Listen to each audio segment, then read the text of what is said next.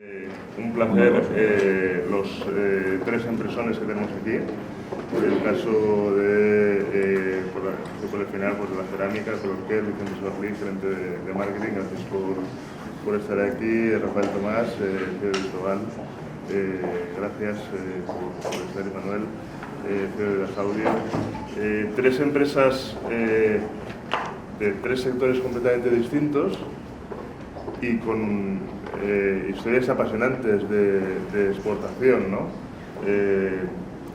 Decía Manuel Carneiro, ¿no?, al principio, cuando hablaba de las fases de exportación, ¿no?, de esa primera reflexión que haces al principio y de la rectificación que hacías al final cuando hacías un proceso de internacionalización, de exportación. Bueno, yo creo que, por empezar, Manuel, contigo, vuestro caso más, yo creo que más llamativo, más interesante que me gustaría que nos contaras es cómo habéis llegado a Estados Unidos y las diferencias que tiene, cómo decidisteis ir a este mercado, que es uno de los principales mercados, y también saber un poco, bueno, esas rectificaciones que habéis tenido que hacer durante el camino para poder ser lo que sois hoy en día, que es uno de los autores de referencia en un mercado tan importante como Estados Unidos. Bueno, gracias por la invitación y bueno, felicidades a Manuel por la presentación, que la verdad es que no sé, me he visto en muchos casos reflejados en etapas y circunstancias en la historia que llevamos en Asaudio como empresa exportadora, con nuestras ferias, presencia en ferias, aplicando planes de ICEX, primeras ferias de marca España, luego implantándonos y demás. Y ya enfocándome en el punto de Estados Unidos, pues para nosotros, como fabricante de sistemas sonido profesional, el mercado americano es el gran mercado. Entonces, si queremos una marca global y con una imagen internacional, tenemos que ser alguien en Estados Unidos. Es un mercado de mucha referencia, es un mercado muy prescripto en ingenierías. Entonces, era un tema de, si queremos ser alguien, tenemos que ser un player en Estados Unidos.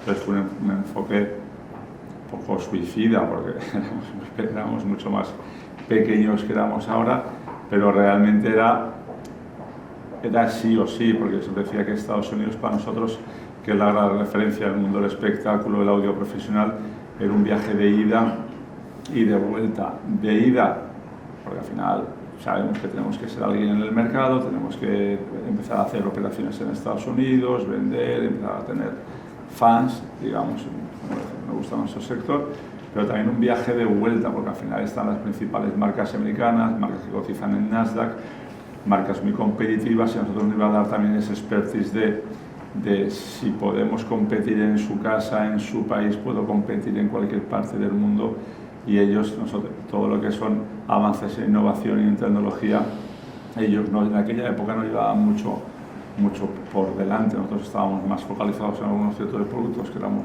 innovadores, pero sabíamos que si estábamos allí era un viaje también de vuelta. Claro, ya existe internet, de todo más rápido y demás, pero hace 25 años o 22 no era el caso. Entonces, nosotros siempre ha sido, estabas en Estados Unidos y ser un player en Estados Unidos, estar en el mundo. Ya no tengo excusas para no ser competitivos en un tema comercial o del distribuidor o de mi socio.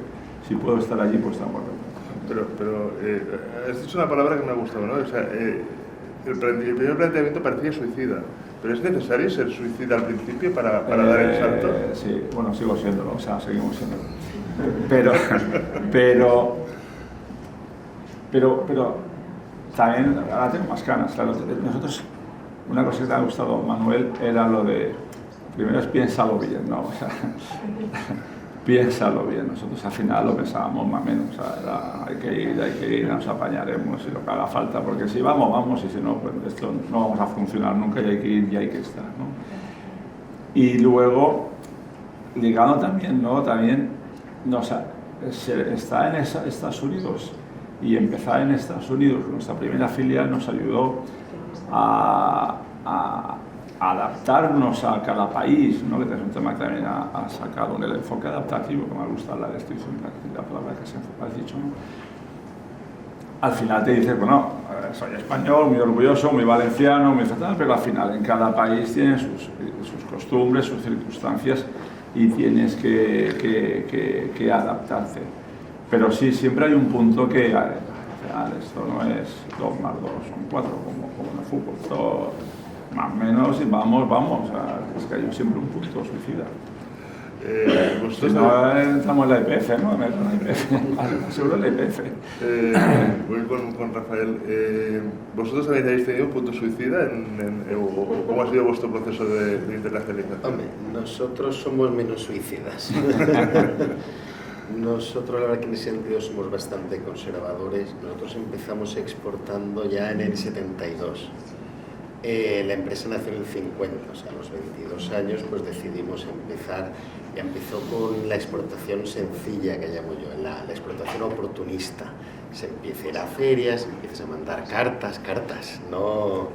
En esa época todavía se utilizaba el correo y se empiezan a encontrar distribuidores en sitios muy exóticos y bueno, pues ahí empezamos a ir creando pues una red. Y luego ya muchísimo después, yo diría 20 años después, ya empezamos lo que es lo que yo llamo una exportación organizada. Que a ver, tenemos que estar en estos países, tenemos que ver qué hay que hacer para estar en esto y hay que aparte llegar a unas cuotas de mercado mínimas. Y entonces si el distribuidor que tenemos no funciona, pues hay que cambiar lo que sea. Siempre desgraciadamente para nosotros, pues siempre hemos tenido que ser bastante adaptativos, o sea, ir cambiando el producto bastante según los mercados. Pero vamos, riesgos así importantes nunca hemos tomado ninguno, pero pequeños muchísimos. Y luego ya llegó el momento pues de las filiales, etcétera, pero cuando empezamos con la primera filial ya estábamos exportando quizá pues a 40 o 45 países de manera recurrente. Vicente, vosotros desde el sector cerámico, bueno, ¿cómo fue vuestros inicios en el tema de la exportación? Bueno, el sector lleva muchísimos años exportando. Manuel ha utilizado una palabra que es resiliente, que yo creo que define muy bien, sobre todo en los últimos años, lo que es el sector cerámico.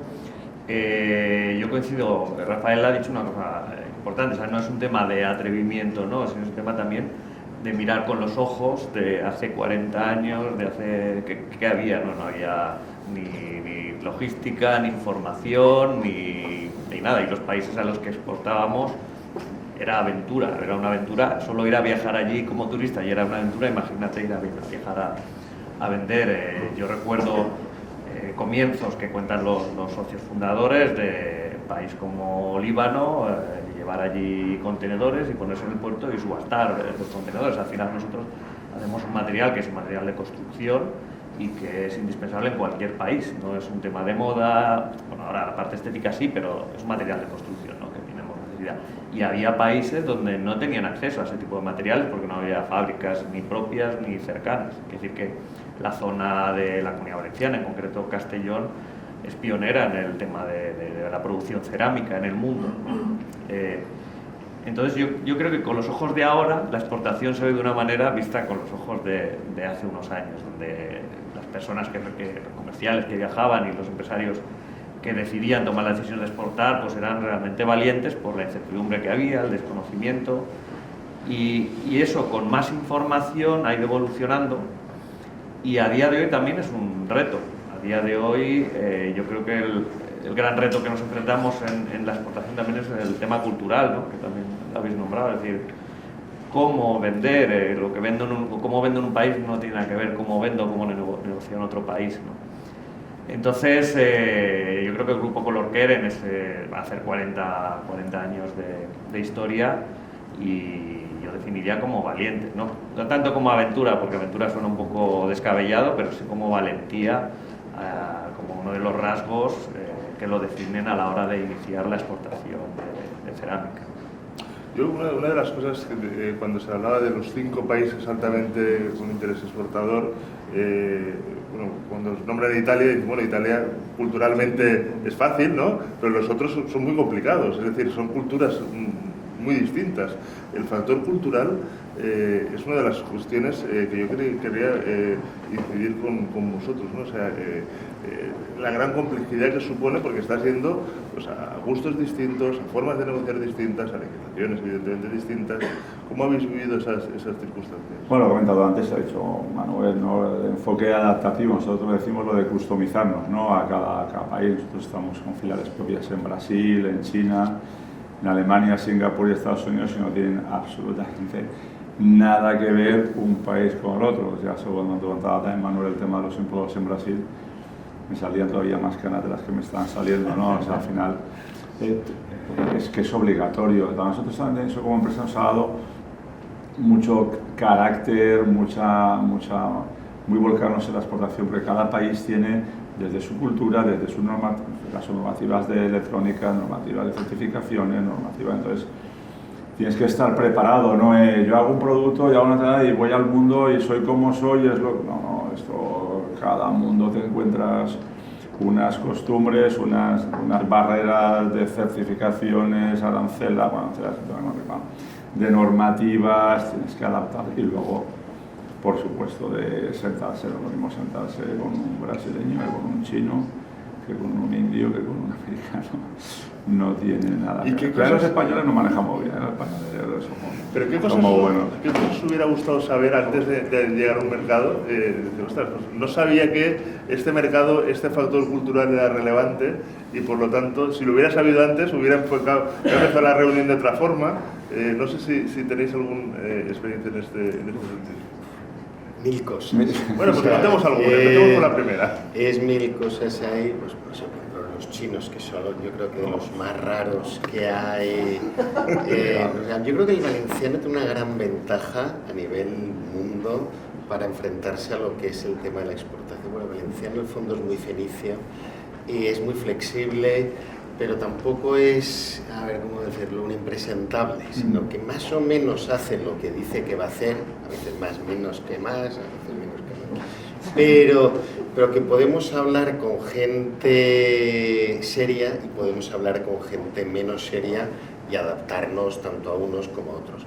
Los chinos es una cosa muy peculiar, nosotros empezamos a ver que a veces te estaban comprando cosas pero que realmente no habían vendido, que no sabían si iban a vender, solo para que los tuvieras como en serio, los tuvieras en cuenta. Entonces, que todo al principio es como mucha fachada, porque ellos lo que quieren es investigar realmente si eso vale la pena o no, y tú te crees que ya hay algo serio y realmente es una fachada que ellos han montado para ver si luego les valdrá la pena o no invertir, porque para ellos también están mirando a ver si tú haces algo parecido con ellos. O sea, es una cosa que a nosotros, por lo menos al occidental, yo creo que le cuesta mucho entender. Estás entendiendo mucho, Vicente, con todo el diagnóstico chino. Es un mercado curioso, ¿no? Sí, es raro. Y su manera de hacer negocios es de las más diferentes que por lo menos nosotros nos hemos encontrado, muy diferente a cualquier otro. Pero sí. podemos hacer tangible esto para el que se va a ir a China y decir, bueno, ten cuidado con... Sí, primero que no se crea nunca nada de lo que está pasando. Pero nada. Y sobre todo, aunque parezca que es verdad, tampoco.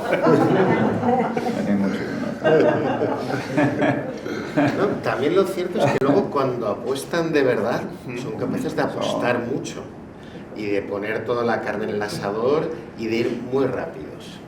Pero lo mismo que parece que están contigo, que te están haciendo compras, que están haciendo algo y que estás ahí emocionado, de repente un día desaparecen. Pero lo que pasa es que ya ni te cogen el teléfono ni te contestan los mails. Bueno, si hace 3 semanas o han encontrado otra cosa o han visto que no les interesas para lo que ellos quieren y desaparecen. Vicente. Sí, yo creo que la cultura china, también la cultura árabe, nosotros tenemos muchísima experiencia en lo que es Oriente Medio, es una cultura muy diferente a la nuestra y es donde realmente se producen las complicaciones, o sea, los choques culturales es donde más inseguro te ves a la hora de gestionar. Pero China ya no solo es el país, es que los chinos, por ejemplo en África, son promotores de construcción, que nosotros hemos tenido que negociar con un chino para una promoción en Kenia y puedo decir que es una de las negociaciones más complejas que he tenido, porque esta gente no da marcha atrás, una vez ya te han comido un pasito ya estás perdido, ¿no? La otra parte cultural también, por ejemplo, Latinoamérica es una zona donde les cuesta mucho decir que no. Te dicen a todo que sí y luego es que no. Pero tú te vuelves de allí diciendo que viaje he tenido más bueno y cuando llegas aquí ni te cogen el teléfono ni lo que era, ¿no? Entonces, o sea, son lecciones también un poco aprendidas. Pero yo creo que también una parte en exportación, una parte de la cultura, esa cultura de pago, ¿no? Que nos afecta mucho a las empresas, porque un proyecto que puede ser exitoso en venta puede ser acabar con una empresa por la parte de mal de gestión de la tesorería, ¿no? Entonces, si algo me gustaría saber cuando voy a exportar a un país es cómo se comportan a nivel... ¿Cuándo voy a cobrar? Primero si voy a cobrar y segundo, ¿cuándo voy a cobrar? Es verdad que ahora tenemos herramientas de seguros comerciales, pero hay muchos países donde no se cubre o se cubre muy poquito por riesgo país y tal. Entonces, conocer bien, y eso hay que preguntar a otros que están allí, la cultura de cobro para una empresa, para mí creo que es primordial para no cometer o no morir de éxito. Yo sé muchísimo menos que vosotros de exportación, evidentemente, pero cuando vi el informe de Manuel, que hay una hoja en la que te dicen todos los pasos, todos los puntos en los que puedes estar en la exportación y por lo tanto qué tipo de financiación tienes que tener en cada una de ellas, dije, bueno, esto por lo menos es una buena guía de esto, porque la parte de financiación... Hay que cobrar, si no, mal. Si no cobramos, no mal. Todos los elementos de financiación y de servicios financieros son críticos también No, claro, es fundamental. Aquí nosotros así decimos, tú mándame el dinero y luego ya ves si te mando los altavoces. Es que si no, lo de cobrar es que no se discute. O sea, eso es un tema, evidentemente, nosotros podemos tener operaciones estratégicas, operaciones que apoyas, a lo mejor porque vas a hacer la gira de Bad Bunny, por mejorar un poco nuestro sector, y algo especial, un equipamiento, o a llevar una promoción, pues que sí que dejo un porcentaje de la operación parcelada, como diría lo brasileño, un poco ahí jugamos un poco con algunas operaciones estratégicas y demás, pero es un tema. Si el cobro no está garantizado, que yo duermo muy tranquilo, que no hay nada que discutir, no hay nada. Y evidentemente hoy no hay excusas de herramientas financieras, de renting, de financiero, de todo. O sea, ya casi cada país puede haber una carta de crédito, una garantía bancaria y ya está. No, pero es que hay países, si es África, si está... Bueno, pues si no hay dinero, pues no jugamos. Eso no hay nada que... Eso, hoy en día el tema financiero, bueno, está todo resuelto. O sea, no hay excusas para que una operación no sea. ¿Tenéis algún problema vosotros en ese sentido fuera los mercados? Nosotros no somos tan duros como son ellos. Nosotros sí que asumimos muchos pequeños riesgos. O sea, nada que pueda poner en peligro mínimamente la estabilidad de la empresa, pero sí que afortunadamente a lo largo de la historia nuestro índice de impagados yo creo que es bastante mejor que el del Ese es el gran dato. O sea, que no lo hacemos mal, pues a lo mejor al final si mides medias históricas, pues un 0,3 o un 0,4% de nuestra facturación acaba en impagados, que no está mal del todo, pero sí que asumimos muchos pequeños riesgos. También tenemos una pequeña ventaja: el que no nos paga, la máquina tarde o temprano se le para y no se pone en marcha jamás. Eso quiere decir que al final, si uno está lavando, paga.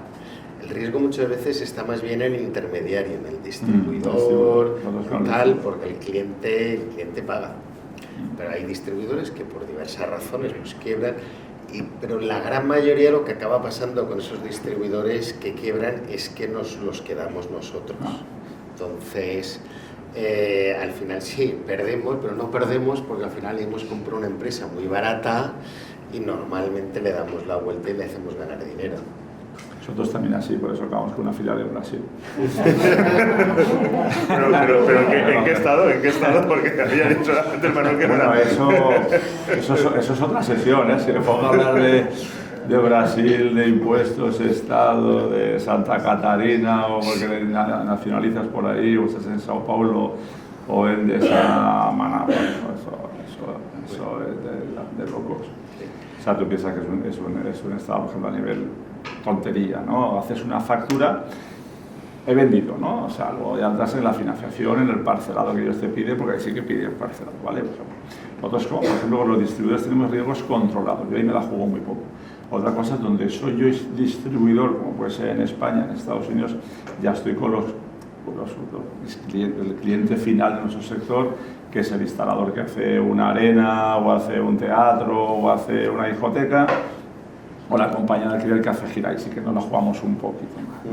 Y con algún distribuidor, porque va a ser un mercado antes de las Olimpiadas brutal, muy importante para nosotros, pues tenemos un almacén fiscal, tal, y acabas, pues mira, ponemos precio, tal, porque es un marido que quiero estar, que sigo estando, que cada vez me cuesta más canas, y bueno.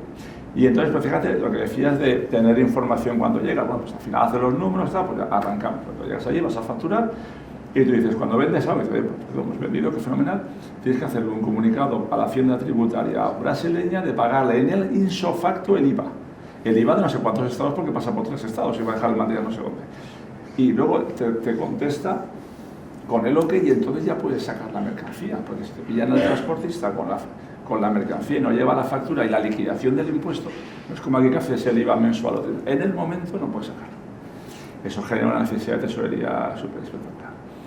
Yo un gran negocio, una empresa valenciana que se llama DICOM, que los quiero mucho, que son los primeros que conocí yo, porque claro, todos esos canales de circuitos que hay con la Hacienda Tributaria, España es un número 1, pero ahora sí creo que está con España número 1, número 2.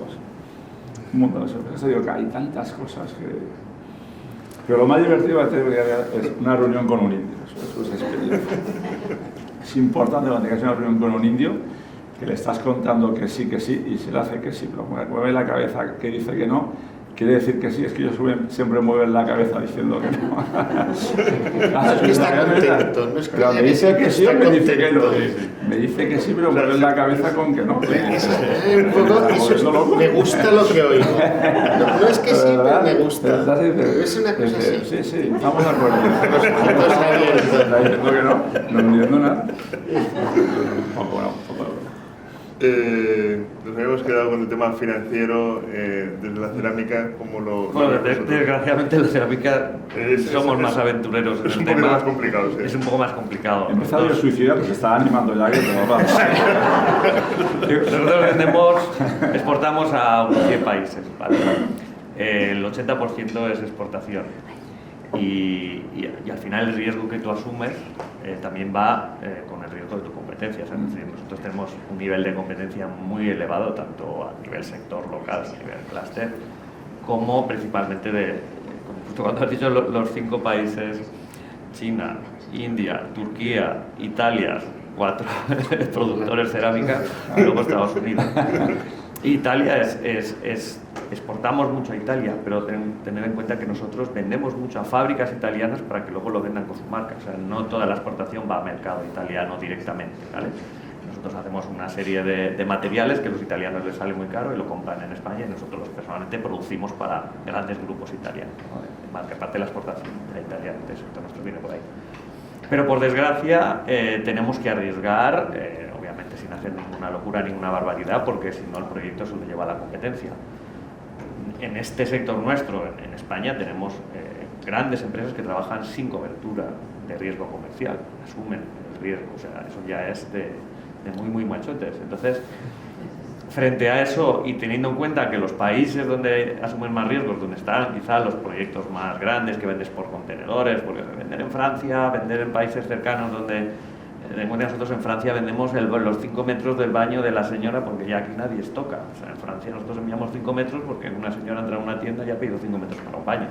Y sin embargo, fuera vendemos contenedores, donde es mucho más rentable, aunque no en margen bruto, pero luego sí en costes operativos, que prepararle un paquetito con un pallet y tal a una señora ahí. Entonces, para nosotros sí que el tema de conocer el riesgo o la operativa de riesgo de los países es importante, porque el sector en sí, incluso el resto de competencia de otros países, es bastante arriesgado en cuanto al tema de cobertura.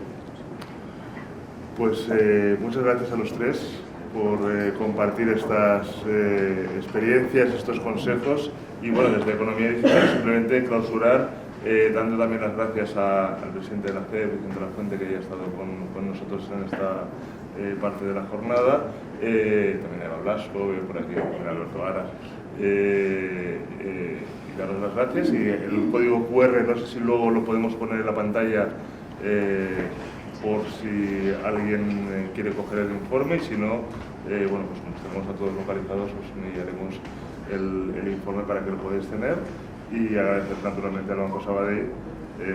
Estamos aquí para lo que haga falta. Bueno, como siempre.